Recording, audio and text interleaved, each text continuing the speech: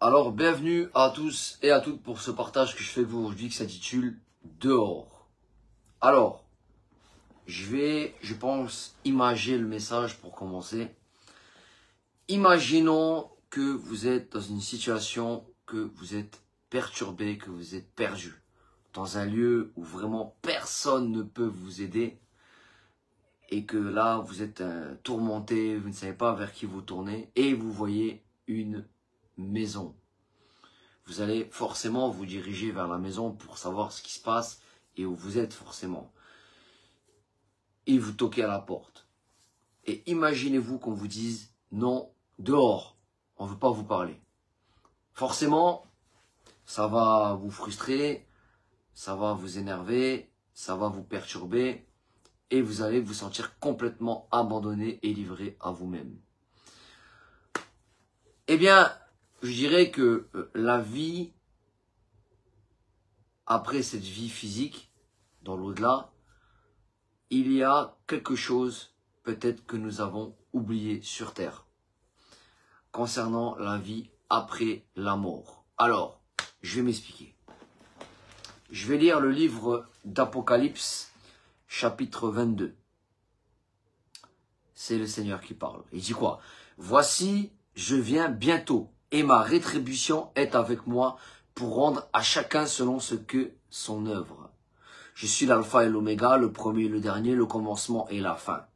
Heureux ceux qui observent ces commandements afin d'avoir droit à l'arbre de vie et d'entrer dans la porte de la ville. Et il dit, dehors, les chiens, les enchanteurs, les impudiques, les meurtriers, les idolâtres, et quiconque aime et pratique le mensonge. Moi, Jésus, j'ai envoyé mon ange pour vous attester ces choses dans les églises. Donc là, Jésus nous adresse un passage très important ici, dans le livre d'Apocalypse. Il nous fait comprendre que si nous ne sommes pas dès le départ avec lui, on ne pourra pas entrer dans les portes de la ville. Parce que dans ce nouveau monde que Dieu va nous offrir, nous allons avoir la vie éternelle forcément et nous allons avoir un merveilleux royaume à notre disposition. Et évidemment, il y a des conditions pour entrer au paradis. Il y a des conditions, c'est pas tout le monde qui ira au paradis, comme dit la musique, on ira tous au paradis. Non, on n'ira pas tous au paradis. Je vais peut-être choquer certaines personnes qui sont en mode oui, tout le monde ira au paradis. Ah ben non, tout le monde n'ira pas au paradis, malheureusement. Et je veux vous dire ce soir que certains vont avoir ce problème. J'espère pas que ce soit vous, auditeurs, auditrices, qui écoutez ce message. J'espère pas que le Seigneur vous dira dehors au jour du jugement. Et nous devons nous souvenir d'une chose qui est très importante. C'est qu'il y a un lieu qui s'appelle l'étang de feu. L'étang de feu est normalement réservé, je dis bien, à Satan et à ses anges qui ont désobéi.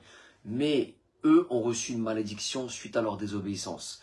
Et ensuite, ils sont venus, enfin Satan en tout cas, est venu répandre la malédiction sur l'espèce humaine. Et aujourd'hui, nous sommes en confrontation directe avec cette malédiction. Parce que nous allons nous aussi devoir passer en jugement malheureusement. Et donc, si nous ne sommes pas avec le Seigneur, au jour de la résurrection, quand on va être devant les portes de la ville, on va nous dire dehors. Parce que Dieu ne va pas laisser entrer quelqu'un qui est souillé, quelqu'un qui a la malédiction. Donc, au préalable, il faut donc enlever la malédiction.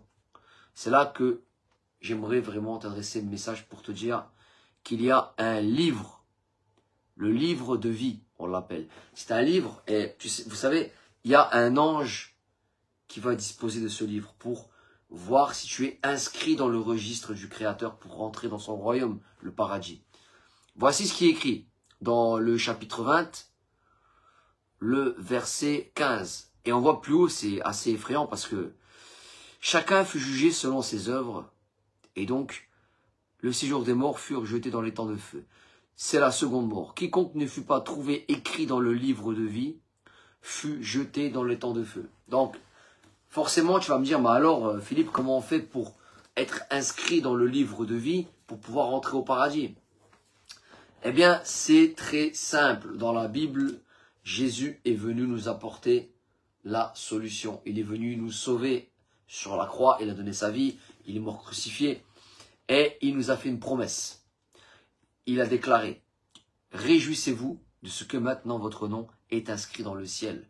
Celui qui croira en moi et qui sera baptisé sera sauvé. Jésus l'a dit. Celui qui ne croira pas en moi, il sera condamné. Il ne sera pas inscrit dans mon livre. Donc, dans le livre de vie, pour entrer dans le royaume. Et là, je m'adresse à toutes les personnes qui n'ont pas encore fait ce choix de suivre Jésus. Parce qu'au jour de la résurrection, si vous n'êtes pas en règle avec le Seigneur, que vous ne passez pas par le Messie, Jésus, à ce moment-là, voici ce qui va se dérouler. Dans le chapitre 22, il dira « dehors ». Et là, on a tous les types de péchés qui sont liés à la malédiction. Vous voyez ? Les chiens, les enchanteurs, les idolâtres, quiconque aime et pratique le mensonge. Vous voyez, toutes les formes de péché vont souiller notre vie. Et dans l'au-delà, on va passer devant le jugement et on va être recalé à cause de ça. Mais Jésus, la bonne nouvelle, c'est que dans Apocalypse chapitre 1, verset 5, il nous dit qu'il est celui qui nous délivre de nos péchés par son sang. Jésus nous délivre de nos péchés par son sang. Donc Jésus est notre sauveur si nous l'acceptons, si nous prenons le choix de le suivre en conséquence, mes amis. Donc, auditeurs, auditrices, qui que tu sois, peu importe, le message de l'évangile est éternel, c'est écrit. Il est réservé à tous les habitants de la terre, à toute tribu, à tout peuple et à toute langue. Tout le monde peut aujourd'hui accéder au paradis au travers de Jésus, le Messie qui est venu spécialement pour ça, pour sauver le monde. C'est lui qui a été envoyé pour sauver le monde. Il n'y a, la Bible dit, de salut en aucun autre, car il y a sous le ciel aucun autre nom qui a été donné parmi les hommes par lequel on doit être sauvé. Il n'y a que Jésus. C'est le seul nom qui a été donné sur la terre au travers du Messie, Jésus. On peut être sauvé. Alors je t'invite, auditeur, auditrice, si tu ne veux pas être recalé au jour du jugement, ce que Dieu ne veut pas évidemment, Dieu ne veut pas qu'on soit recalé, qu'on soit puni. Dieu veut qu'on soit avec lui sauvé. C'est un Dieu d'amour, c'est un Dieu de miséricorde, c'est un Dieu qui est compatissant, qui est patient aussi. Donc, est-ce que maintenant on est prêt à prendre ce choix? Si jamais tu te sens prêt à prendre cette décision, je t'invite à me contacter en privé. Je t'invite vraiment, voilà, on pourra faire la démarche ensemble, on pourra, voilà, ce sera discret, il n'y aura personne qui sera au courant. Voilà, ce sera juste entre toi et moi. Si tu veux aller plus loin, si tu veux ne pas être recalé au jour du jugement, parce que la Bible dit dans Apocalypse, chapitre 22, donc je disais qu'il y a cette confrontation, malheureusement, au jour du jugement, dans le verset 15, dehors. Le Seigneur va ne pas laisser entrer ceux qui sont souillés par la malédiction. Et pour enlever, extirper cette malédiction, au jour du jugement, Jésus a été désigné comme étant le Messie, le Sauveur du monde pour ça. Donc je t'invite à ne pas avoir de doute et à aller droit au but avec Dieu dans ta vie. Parce que des fois on se pose des questions, on a des origines, on a de la famille, et on dit voilà, mais est-ce que moi je crois en ça, et puis voilà, et on a des doutes. Et on a peur aussi que la famille nous juge, on a peur d'être rejeté. Ça arrive parfois. Donc Dieu, si tu l'aimes de tout ton cœur, sincèrement, si vraiment tu vas aller concrètement pour lui, et pas pour ta famille, pas pour tes amis, et pas pour suivre bêtement quelque chose, mais pour Dieu, si tu vas aller droit au but, vas-y. N'attends pas, ne doute pas, fais le bon choix. Parce que le temps qui nous est réservé sur terre est court. Demain, on n'est pas sûr d'être vivant. Je répète, demain, on n'est pas sûr d'être vivant. Et là, je m'adresse à tout le monde, parce qu'on est tous concernés. On est sur le fil du rasoir dans cette vie. On est que de passage. Donc si tu écoutes ce message, prends ça comme un signe du Créateur.